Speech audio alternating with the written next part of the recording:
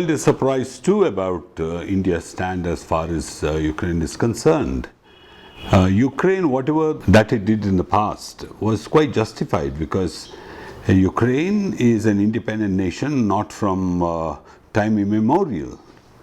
Ukraine became an independent nation after the disintegration of the USSR. So Ukraine has its own reasons to behave in a certain way. But India, being and claiming to be one of the most mature countries, should actually behave accordingly. Because today, if India wants to behave like Russia's sidekick, I think we are insulting ourselves. We should have a stand of our own.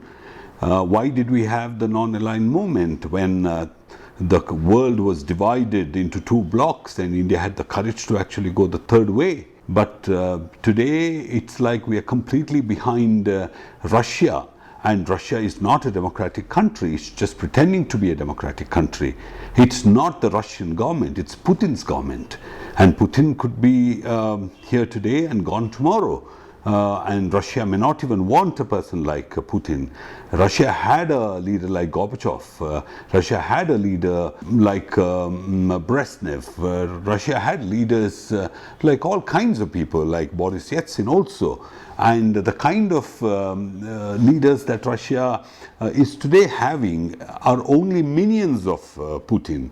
They're not the real democratic leaders. And as far as what we see in Russia itself, people in Russia are themselves protesting against the Ukraine war.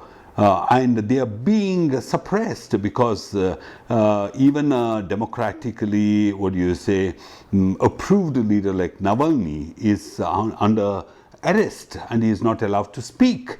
And you don't know the voice of the opposition in Russia. So to assume that whatever Putin says is what Russia says, I think is nothing better than being just naive. India seems to claim a few things, like Russia has supported India on many occasions. And when did Russia support us? When Russia was a communist country.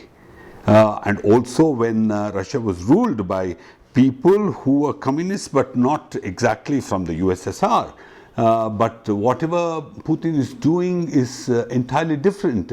Putin is playing a mind game on India, in the sense Putin's intentions are not in favor of India at all. It is not for the benefit of India. Putin wants a better relationship because they are ideologically similar and they are together and they are neighbors. And I don't know that, why Putin would really want a special relationship with India. Of course, a good relationship, but it's not so advantageous at all, but to sell arms to India. Otherwise, Russia actually wants India as a sidekick, as somebody who is a constant supporter who will not go with the US. But US is a democratically run government. US had Trump and now they have Biden. So they could have anybody else. So the American people are important, not the government at all. The government can change. So India should be with the democratic nation. So if you start saying that India was not supported by Ukraine when it had a nuclear test in 1998, that's extremely stupid because Ukraine had one of the worst nuclear disasters called Chernobyl. And they know about what happens with nuclear weapons and nuclear power and the nuclear mechanism altogether. And Ukraine has not been in support of any kind of aggression at all. Ukraine basically, wants to pretend to be a democratic nation. And Ukraine also had a lot of trouble with its rulers, and people protested. And recently there was a big anniversary celebration that happened in Ukraine, where students came out and celebrated when they actually, protested against their own government. That's the way Ukraine has been, and for the first time they have a president who seems to be a true democrat, and he wants to do something for Ukraine in terms of making it a truly Western modern democracy. And people want to call him a Nazi. In fact, Zelensky is a Jew himself, whose forefathers were persecuted and prosecuted and killed by the Nazi regime. And to call him a Nazi, I think it's not just preposterous, it's silly. And Putin may be having whatever reason, but what is he doing? It's just expansionist. He has such a big country altogether. Russia has always been a difficult country. It's not been. It's only great in size. But Russia has had its own problems from time immemorial. Russia had problems with its czars, with its emperors, with its rulers. And I think that Russia is also not very strange to, dissent. It had somebody like Stalin, who they say was the first person to have invented Photoshop, I tell you, though there was no Photoshopping then.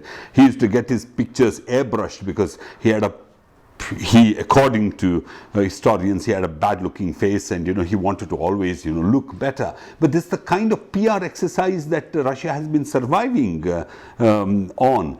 But India, today, a BJP government trying to completely go by Congress's foreign policy of being a little in favor of or a little more in favor of Russia is not something that really looks good. I wouldn't be surprised if Russia starts interfering in Indian elections, Indian polity, Indian media, everything. Because I think you're giving too much power to Russia, and Russia is playing with India. For instance, Russia has removed the flags of all other countries and just retained the Indian flag. It is just to cater to the emotions and the stupidity of some Indians also, because it's like jingoistic, it's like a Hollywood trick. It's like a Bollywood trick. It's not even a Hollywood trick, just to play with the emotions of the people. It's like make-believe. And he just wants the support of Indians. And I'm sure that if tomorrow Putin quotes Mahabharata and Shiva Purana and things like that, you shouldn't be surprised at all, because he knows that by doing that, he'll get the support of Indian people. And with that, tomorrow he will start influencing. Already people in India are supporting Russia against Ukraine. And when you're supporting Russia, you're only supporting Putin. But when you're supporting Ukraine, you're supporting a country. It's not about, whether we can judge whether Ukraine is a legitimately sovereign country or not. It's for Ukraine to decide. People are protesting all over the world. People are protesting inside Russia. People are protesting inside Ukraine against Russia. People are protesting all over. And only India seems to believe that, it's in some kind of a state of illusion. That's very surprising. This is not going to be good for us. Any day, Russia is going to stand by China, because Russia will not want to antagonize, because Russia's neighbor is China, and China cannot, be Russia's enemy. Russia can afford to have China as India's enemy. And if tomorrow there is aggression, you can't expect Russia to, come in to rescue India, because it's going to be a big game altogether. Putin just wants to achieve what he wants to achieve now. For that reason, he will go to any extent to do it, any extent to play this psychological warfare. So I'm very, very sad that, our leadership is not looking to the future. Tomorrow, what happens if, with the whole world actually favoring India, China was able to, undertake those incursions. With the kind of stand India has taken today, do you think Russia, with its weakened economy, would be able to stand by India? Why is Putin threatening so much? It's because he knows the ruble has almost crashed. The economy is almost in doldrums. And people will be rushing to the banks and withdrawing all their money. I heard that, even some Russian businessmen are trying to fund the overthrowing of Putin. So when all that is happening, I don't know, why do we have to antagonize? You don't have to go and be against Russia, but you can be just against Russian invasion of Ukraine. You can just say that we don't like any country invading any country. That's our policy. India has never invaded any country, and that is our policy. And that doesn't mean that you're against against Russia. Why can't we just have a stand? We are still friends with Russia. That means if you have a close friend and he goes and rapes you, say that it's okay, because he's my friend. What dharma are we talking about?